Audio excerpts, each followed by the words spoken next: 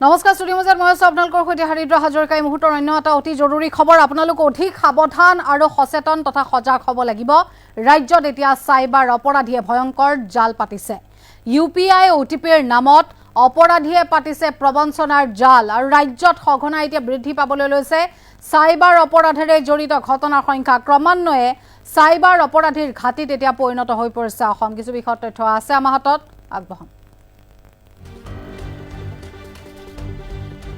আমি ইতিমধ্যে উল্লেখ কৰিছো অধিক সাৱধান আৰু সচেতন হওক ৰাজ্যত সাইবাৰ অপৰাধীৰ এতিয়া ভয়ংকৰ জাল UPI আৰু OTPৰে প্ৰবঞ্চনাৰ জাল পাতিছে অপৰাধীয়ে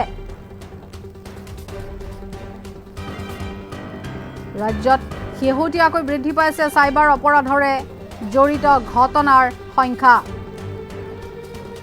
ক্ৰমান্বয়ে সাইবাৰ অপৰাধীৰ ঘাটিত এতিয়া পৰিণত হৈছে অসম উল্লেখ কৰিব বিচাৰিম যে সাইবাৰ অপৰাধীৰ কবলত পৰি সৰ্বস্বান্ত হৈ পৰিছে বহু সাধাৰণ নাগৰিক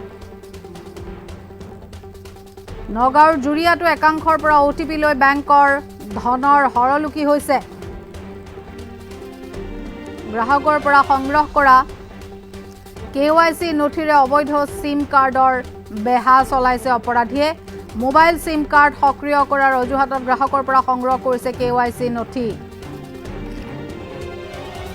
প্ৰতিদিনে নতুন নতুন পন্থাৰে অপৰাধ সংঘটিত হোৱাৰ তথ্য আহিছে পোহৰলৈ অসমত প্ৰধানকৈ তিনি ধৰণৰ সাইবাৰ অপৰাধ এতিয়া সংঘটিত হোৱাৰ আমি খবৰ লাভ কৰিছো উল্লেখ কৰিব বিচাৰিম যে তাৰ মাজতে ধুবুৰীৰ সাইবাৰ অপৰাধত লিপ্ত দুজনক ইতিমধ্যে আৰক্ষীয়ে গ্ৰেপ্তাৰ কৰিবলৈ সক্ষম হয় আৰু ঠিক একেদৰে জাল পেলোৱা KYCৰে মোবাইল ফোনৰ সিম সক্ৰিয় কৰি সংঘটিত কৰিছে তেওঁলোকে অপৰাধ ধুবুৰীৰ ধৰ্মশালাত আৰক্ষীৰ জালত পৰিছে আতৱাৰ ৰহমান আৰু নুৰ ইছলাম বিত্তীয় জালিয়াতি পৰিচয় চুৰি তথা সামাজিক মাধ্যমত এই অপৰাধ কৰিছে প্ৰবঞ্চকে UPI আৰু OTPৰ জৰিয়তে বহুতৰে বেংক একাউণ্টত ধনৰ হৰলুকি কৰিছে প্ৰবঞ্চকে কোটি কোটি টকা হেৰুৱাইছে সাধাৰণ নাগৰিকে সাইবাৰ অপৰাধৰ ক্ষেত্ৰত কুখ্যাত হৈ পৰিছে মৰিগাঁও জিলা মৰিগাঁওটো একেই পৰিৱেশ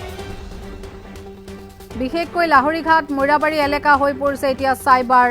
অপৰাধীৰ ঘাটি আধাৰ পেন কাৰ্ডৰ দৰে সাধাৰণ নাগৰিকৰ KYCৰ নথিৰ অপব্যৱহাৰ এতিয়া বৃদ্ধি পাইছে আৰু ঠিক একেদৰে ভুৱা একাউণ্টৰ জৰিয়তে সামাজিক মাধ্যমত এই ব্লেকমেইলিঙৰ ঘটনা সংঘটিত হৈ আহিছে সাইবাৰ অপৰাধী চক্ৰৰ জালত পৰি বিপদত পৰিছে সাধাৰণ নাগৰিক বিভিন্ন প্ৰান্তৰ বিভিন্ন জিলাৰ লোক এতিয়া বিপদত পৰিছে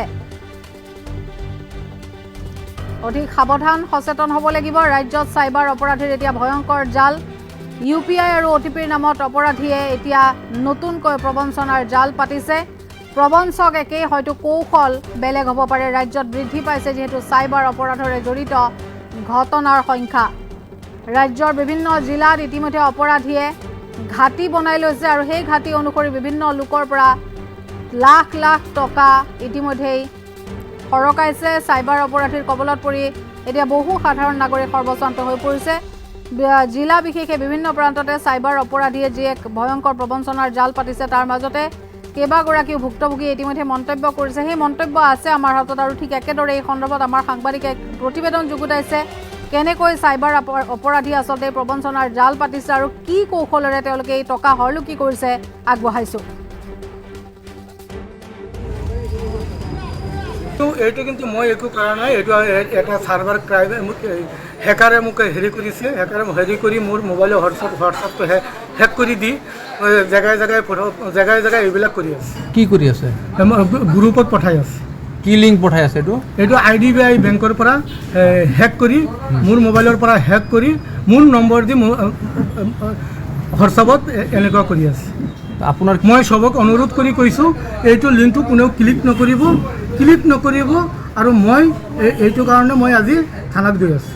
আপোনাৰো কিমান টকা মোৰ একাউণ্টৰ পৰা 4,998 টকা হেকাৰে কাটি লৈ গ'ল কেতিয়া আজি 23 তাৰিখে মৰিগাঁও জিলা ইতিমধ্যে চাইবাৰ হাব হিচাপে পৰিগণিত হৈছিল। বিগত সময়ৰ কথা যদি আমি কওঁ তেতিয়া প্ৰায় ৩০০ৰো অধিক চাইবাৰ অপৰাধীক মৰিগাঁও আৰক্ষীয়ে প্ৰায় ২-৩টা বছৰৰ ভিতৰত গ্ৰেপ্তাৰ কৰি জেল হাজতলৈ প্ৰেৰণ কৰিছিল আৰু পৰৱৰ্তী সময়ত সেইসমূহ কিন্তু পুনৰ কিছু চাইবাৰ অপৰাধী জামিন ল'বলৈ সক্ষম হৈছিল আৰু মৰিগাঁও আৰক্ষী ইমান পৰ্যায়লৈ গৈছিল যে অসমৰ প্ৰথমটো যদি সম্পত্তি বাজেয়াপ্ত কৰা হৈছিল যে চাইবাৰ অপৰাধী এজন চাইবাৰ অপৰাধীৰ যি সম্পত্তি বাজেয়াপ্ত কৰিবলৈ মৰিগাঁও আৰক্ষীয়ে আদালতৰ পৰা অনুমতি পাইছিলে আৰু তাৰ সমান্তৰালভাৱে যদি চোৱা যায় তেতিয়াহ'লে লাহৰীঘাট, মৰিয়াবাৰী, ঘোঁৰাগাঁও বা মায়ং এই এনেধৰণৰ যিসমূহ ঠাই আছিলে এই ঠাইসমূহত আচলতে চাইবাৰ অপৰাধীৰ যিটো প্ৰকোপ যথেষ্ট বৃদ্ধি পাইছিলে। মৰিগাঁও বিভিন্ন ঠাইত প্ৰায় 50টাৰো অধিক চাইবাৰ অপৰাধী গোচৰ ইতিমধ্যে পঞ্জীয়ন হৈ আছে আৰু সেইসমূহ গোচৰ আদালতত ইতিমধ্যে চলি আছে। কিন্তু শেহতীয়াকৈ আজিৰ পৰা এটা সপ্তাহৰ আগত যে ৭ জুলাইৰ কথা যদি আমি কওঁ ৭ জুলাইৰ দিনা লাহৰীঘাট এলেকাত অৰ্থাৎ ঘোঁৰাগাঁও থানাৰ এলেকাত এজন শামীম আহমেদ বুলি এগৰাকী চাইবাৰ অপৰাধীক যিহেতু গ্ৰেপ্তাৰ কৰিছিল মায়ং আৰক্ষীয়ে মায়ং আৰক্ষী থানাত ৰুজু হোৱা এটা গোচৰৰ ভিত্তিত তেওঁক গ্ৰেপ্তাৰ কৰিছিল। তাৰ পিছতে এটা কথা পোহৰলৈ আহিছে যে মৰিগাঁৱত চাইবাৰ অপৰাধী কিছু খাম কাটিছিল যদিও পুনৰ সেইসমূহ আচলতে সক্ৰিয় হৈ পৰিছে আৰু শেহতীয়াকৈ আৰক্ষী আচলতে যথেষ্ট সক্ৰিয় হোৱাৰ প্ৰয়োজন আছে কাৰণ ৩০০ৰো অধিক যিসমূহ আচলতে চাইবাৰ অপৰাধীসমূহ যেতিয়া জেললৈ গৈছিল পৰৱৰ্তী সময়ত তেওঁলোকৰ বিভিন্ন কথাত আদালতৰ পৰা তেওঁলোকে জামিন লাভ কৰিছে আৰু তেওঁলোকে এতিয়া সেই চাইবাৰ অপৰাধীসমূহ কিন্তু টিগিল গিলাই পৰিছে মৰিগাঁও বিভিন্ন ঠাইত অৰ্থাৎ লাহৰীঘাট, মৰিয়াবাৰী, ঘোঁৰাগাঁও থানাৰ এলেকাত অৰ্থাৎ আৰু মিকিৰভেটা থানাৰ এলেকাত এইসমূহত এতিয়া টিগিল গিলাই পৰিছে আৰু পুনৰবাৰ যিহেতু এজন চাইবাৰ অপৰাধীক কৰায়ত্ব কৰিবলৈ আৰক্ষী সক্ষম হৈছে আৰু গতিকে তাৰ পৰা এটা কথা প্ৰমাণ হয় যে পুনৰবাৰ আৰক্ষীৰ যি চাইবাৰ অপৰাধীৰ যি আচলতে হাব সেই হাব পুনৰবাৰ পৰিগণিত হ'ব নেকি মৰিগাঁৱত কাৰণ ৩০০ৰো অধিক চাইবাৰ অপৰাধীয়ে যেতিয়া জামিন লাভ কৰিব তেওঁলোকে যে এই কাম পুনৰ নকৰিব তেনে নহয় কাৰণ আপুনি যদি চাই যিগৰাকী শামীম আহমেদক ইতিমধ্যে গ্ৰেপ্তাৰ কৰিছে সেই শামীমে কিন্তু বিগত সময়তো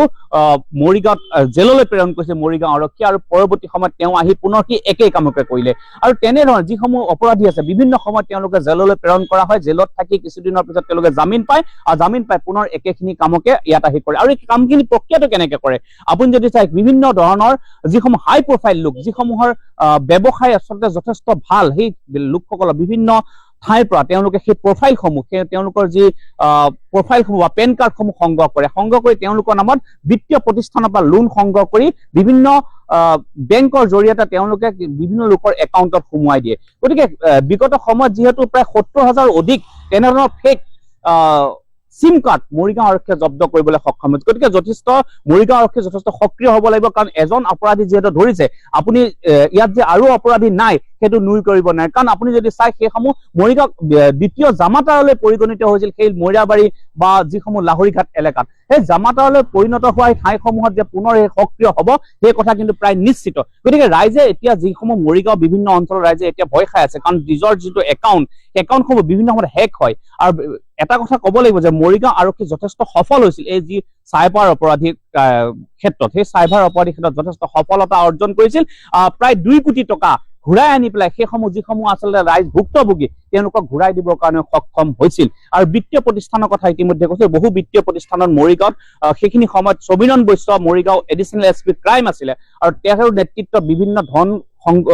বিভিন্ন প্ৰতিষ্ঠানৰ পৰা ঘূৰাই আনি সেই প্ৰতিষ্ঠানসমূহ যিসমূহত আচলতে ২ নম্বৰীকৈ সেই ধনসমূহ সোমোৱাই লৈছে সেইসমূহ ওলাই আনিবলৈ সক্ষম হৈছিল গতিকে পুনৰ মৰিগাঁও আৰক্ষী সক্ৰিয় হোৱাৰ প্ৰয়োজনীয়তা আছে যদি মৰিগাঁও আৰক্ষী সক্ৰিয় নহয় তেতিয়াহ'লে এটা কথা হ'ব যে পুনৰবাৰ মৰিগাঁওখন আকৌ হাবলৈ যি চাইবাৰ হাবলৈ পৰিগণিত হ'ব কাৰণ মৰিগাঁও ইতিমধ্যে চাইবাৰ হাব বুলি সকলোতে জানে আৰু চাইবাৰ হাব আচলতে মৰিগাঁও যিসমূহ সংখ্যালঘু এলেকা যিসমূহ মৰিয়াবাৰী লাহৰীঘাট বা ঘোঁৰাগাঁও আৰু একাংশ মিকিৰভেটা থানাৰ অন্তৰ্গত একাংশ ঠাই আৰু মায়ং থানা একাংশ ঠাইত ইতিমধ্যে চাইবাৰ হাবলৈ পৰিণত হৈছিল আৰু সেইসমূহ ঠাইত আচলতে আৰক্ষীয়ে নিজাববীয়া প্ৰচেষ্টা পুনৰবাৰ লোৱাৰ প্ৰয়োজনীয়তা আছে